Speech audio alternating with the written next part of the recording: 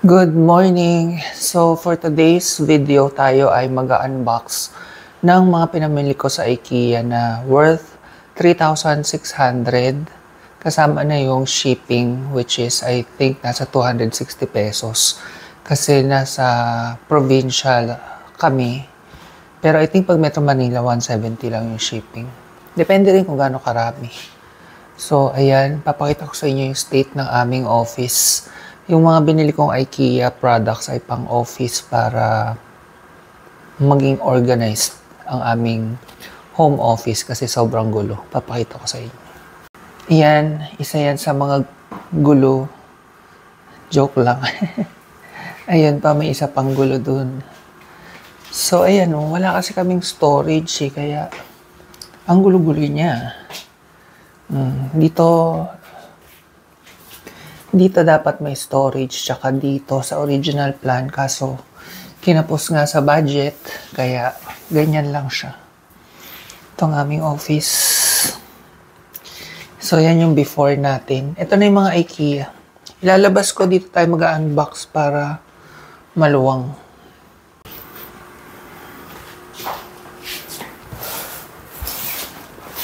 Dapat nakaharap ka doon, Paris.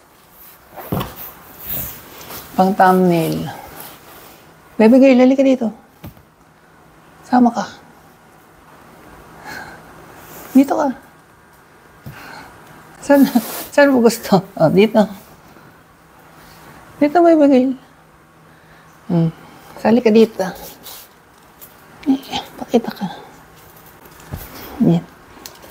Dito. Yan. Gagawa tayong thumbnail. Alis dyan, Winnie.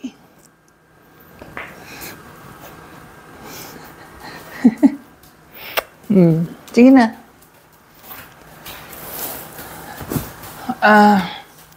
Parang mga 80% ata ng gamit namin sa bahay ay IKEA. Itong mga nakikita yung upuan, lamesa, itong TV rack, kama. As in, big fan kami ng IKEA. Ako actually, tapos inano ko lang kay Mahal. Sinabihan ko lang siya na gusto ko puro IKEA. Nagustuhan din yan, lalo na nung nandun na kami. Anyway, buksan na natin tong big box. Ito, puro small items lang to. Chinek ko lang yung mic. May kasama nga pala tong lutuan para sa ating kukwentuhan. So, hindi pala purely pang office. Tsaka may mga, I think may mga pot holder.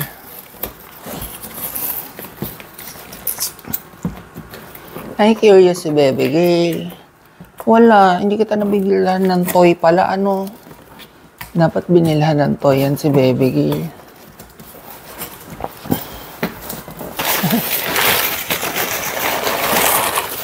Okay, ang dami ano ha. So, ulitin ko lang yung ating pag-unbox kasi napakaingay ni Yuri kanina sa background. Puro siya lang yung naririnig sa video. Anyway, natanggal na siya sa mga box.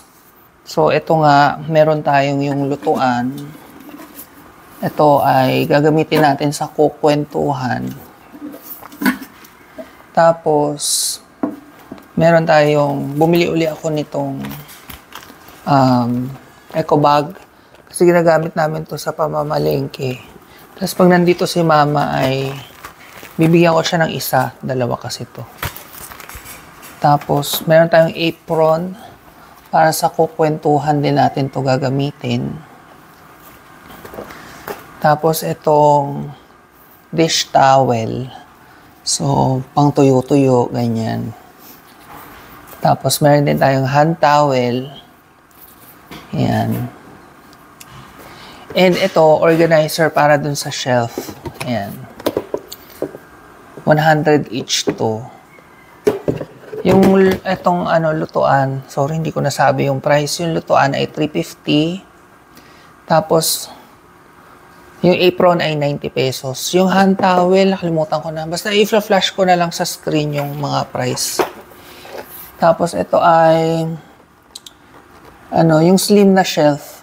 Ilalagay ko sa gilid ng ref doon. Basta makikita nyo rin. So, hindi pala purely pang office yung nabili ko. Kitchen and office. Ayan. So, hindi nyo na makikita dahil nasa box pa.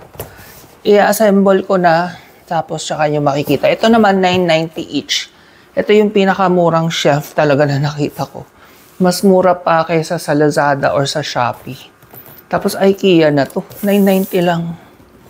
Anyway, assemblein ko na. So, una kong assemblein itong rack para sa kitchen. 390 pesos pala siya. Tinignan ko na uli yung price. I'm sure madali lang itong assemblein. Pagpapatong-patungin lang ata ito. May kasama pa siyang paa.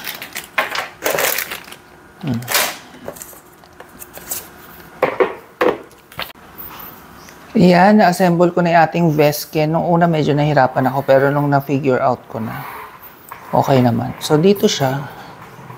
And, feeling ko saktong-sakto siya dito.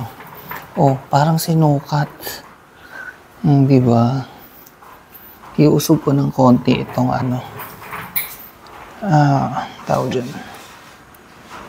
Yan. Para siyang sinukat dyan, di ba?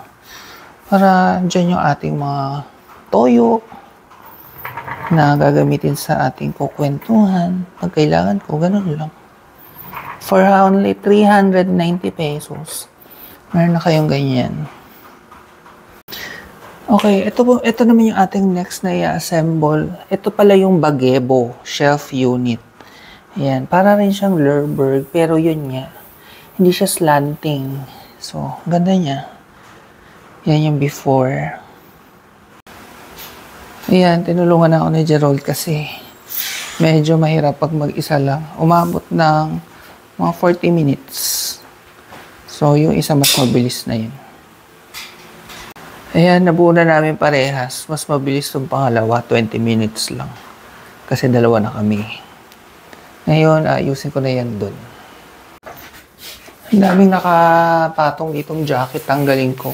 Actually, underneath nito ay IKEA lamp din. Isa sa mga binili kong matagal na. Kalimutan ko na kung anong model to ng IKEA. Pero sobrang tagal na nito. Kasabayan ng una kong Lerberg. Yan, ganyan itsura niya. Yan. Ginawa kong ng jacket eh. Dapat hindi. Okay, so ito na yung itsura ng aming home office pag nakalagay na dyan yung ating biniling shelf sa IKEA. Lagi ko nakakalimutan yung pangalan.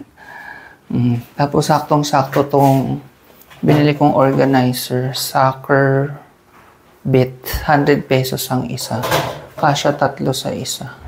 So, 3, 6, 9, 12, 1, 2 kung pupunuin nyo ng ganyan. Ito ay matagal ko ng lamp. IKEA din yan. Sobrang tagal niya sa akin yan. Mga 2015 o 2017. Wala pang IKEA sa Philippines. Online ko lang in-order. Yan. Yan ang ating mini makeover sa ating home office. Itong mga table, hindi ko alam kung saan ilalagay. Yan yung nakalagay dati dyan na pinagpapatungan ng kung ano-ano. So, isipin ko pa kung saan ilalagay mga yan. Dyan muna sila pansamantala. Dagdag storage.